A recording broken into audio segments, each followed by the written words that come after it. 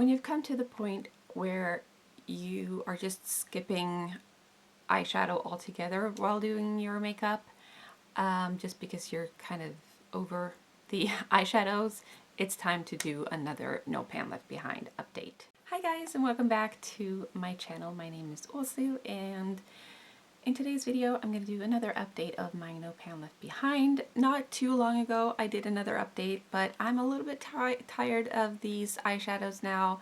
I haven't used them too much. To be honest, I just don't feel as inspired with these eyeshadows, but I've gotten to know them, which is the main goal of this project, and so we're going to talk about each one and I'll let you know how I feel about them. First off, we have Descent from Lethal Cosmetics. I only used this 3 times. I mean, I think this is a nice eyeshadow. I do enjoy it. I do think it's pretty and everything, but it does have some fallout. It's pigmented and nice and everything, but yeah, I'm just ready to move on. We have Luxe from Colourpop's Stone Cold Fox palette. I used this 5 times. Just a very simple eyeshadow. You can just apply all over as like a wash of color, kind of to intensify any eyeshadow you put on top. I did enjoy it for that. You can use it to highlight your inner corner. Yeah, just an average, nice eyeshadow to have in your collection. We have Holly from Natasha Denona Retro Glam palette. I used this 6 times. This is probably my favorite. I was a little bit surprised by this because this is on the peachier side. It's described as a warm matte light peachy pink, and I don't typically gravitate towards peachy pink shades, but this was a beautiful shade that was very versatile and pigmented enough so I didn't have to build it up too much. It was just a really nice all over one and done kind of eyeshadow for those simple eyeshadow days, and it was also really nice to combine with other shades, and it was beautiful to use as a transitional shade as well. I used it to blend out other darker shades. This was just beautiful, very nice quality, and I really enjoyed this shade, so this is probably my favorite. Then we have Truffles from the Stone Cold Fox palette. I used this 6 times.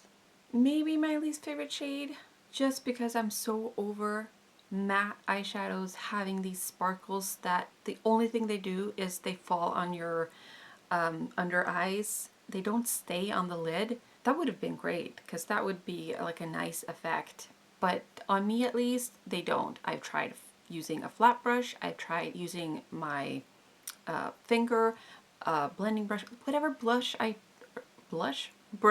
try to use with this eyeshadow, it does not work with those sparkles, and I'm so over it. But I do really like the color and tone of this eyeshadow in itself. I really enjoy that part of it.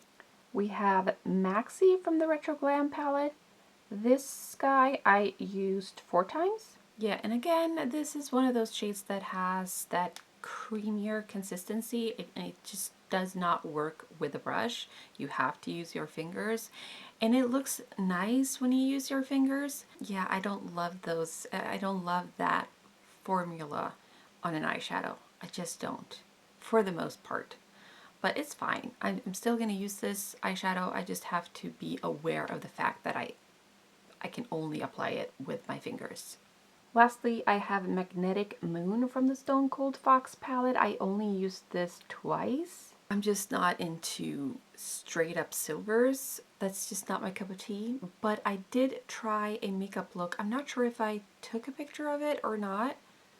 I don't remember. I don't think I did.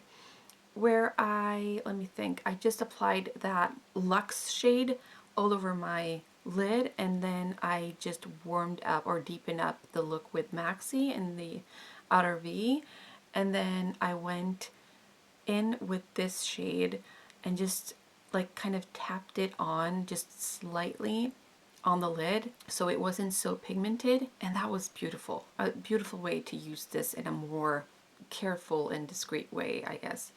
So it is a beautiful shade and it's extremely pigmented. So if you like a good punch of silver on your eyelids, this is the shade to go for. So those were all the shades I worked on this time around.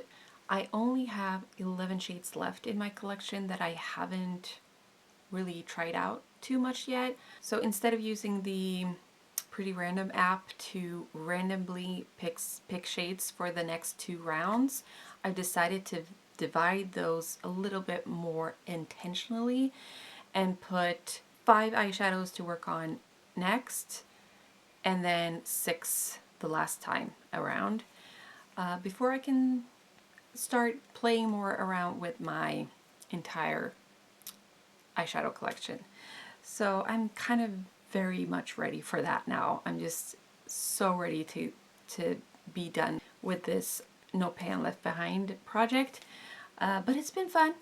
Don't get me wrong, I think this was the perfect way for me to get to know my eyeshadow, my new eyeshadow collection, and I'm glad I did it in this more safe, controlled way to kind of take care of my eyes and really still get to know every single eyeshadow in my collection. I don't know what I'm gonna do next. I might just do some videos, random videos here and there where I just do eyeshadow looks. That's kind of what is inspiring me and motivating me right now to just do some, just play around with my eyeshadows. I am cutting down on and taking a break from my medicine for my eyes in the end of May, so hopefully that will go okay and I can continue to play with my eyeshadows, but time will tell. Yeah, so I think we're just going to skip to the part where I show you the eyeshadows I've chosen for this next round. So the first shade I've chosen for this time around is Trip from the Stone Cold Fox palette from Colourpop.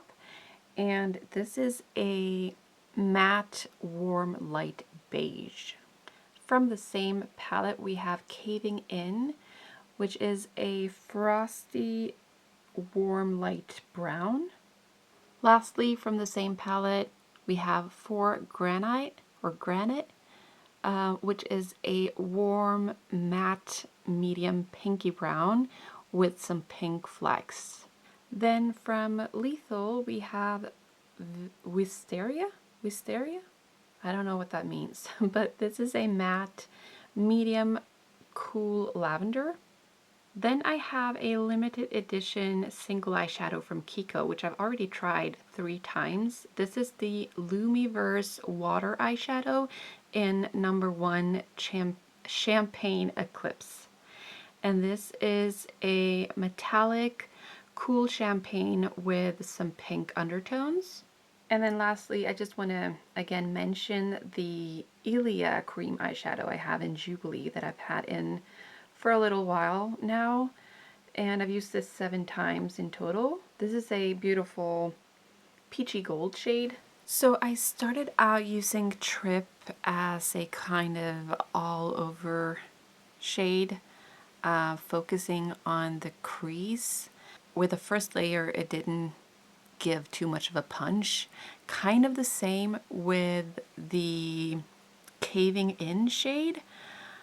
Or no, yes, Caving In shade, because that was also a very light wash of color, but the shade itself was beautiful, and so I just decided to build this up, and I really enjoy this shade. You just have to kind of be aware of the fact that it's not very pigmented in the first place. I was a little bit surprised with Wisteria. I thought it was going to be very pigmented, but it really wasn't. But it wasn't actually a bad thing. I really, really enjoyed the actual tone and shade of this purpley lavender shade. It was just exactly what I've been looking for, and I think it was beautiful. Just for the fun of it, I thought I would try it with a brush. At first, I almost knew kind of it wasn't going to work, and which it didn't, so I had to go in with my fingers, and I wasn't very impressed with this shade. This is I don't think this is a good shade, but I'm going to try it out some more and not judge it too early. But yeah, a little underwhelmed with this shade. Then I used Ilia, the gold cream eyeshadow along the upper lash line. I think I really like it that way. And then lastly, I went in with that champagne eclipse from Kiko. Again, trying it out with a brush. It's fine. It doesn't give much of a punch. It's quite dry as an eyeshadow, not creamy at all.